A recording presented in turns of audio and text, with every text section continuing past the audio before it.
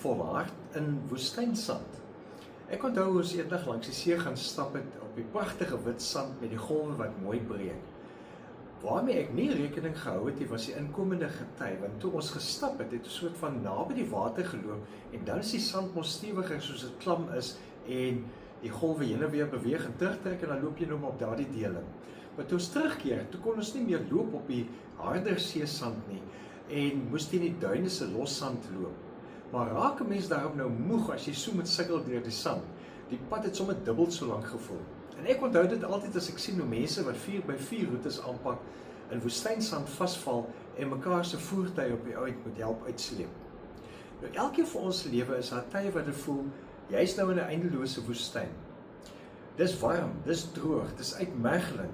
Jou energie raak al hoe minder. Jou voete sleep deur die sand en dit wil net nie ophou nie. En elke tree is 'n moeisame gestoei om vorentoe te kom. Hoor nou vandag vir Dawid in Psalm 4 vers 2. Ek het gesmag na die hulp van die Here. Hy het na my toe afgebuig en my hulp gehoor.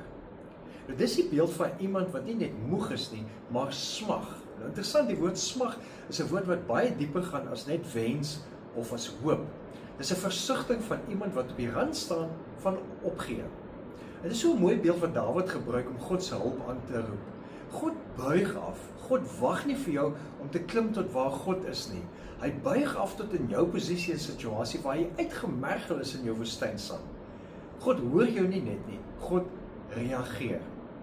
Nou Viktor Frankl beskryf in die positiewe sielkunde dat mense wat betekenis vind in hulle swaar kry, ontwikkel die vermoë om deur uiterste omstandighede te volhard. En hy self was deur die konsentrasiekampe net oorleef.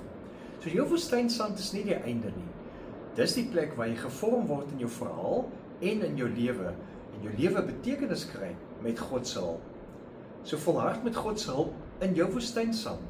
Jy hoef net te roep om God se hulp, en God sal jou help om betekenis te vind, sodat jou volharding jou karakter help vorm, en jy nuwe diepte kry, en so floreer. Leef geïnspireerd.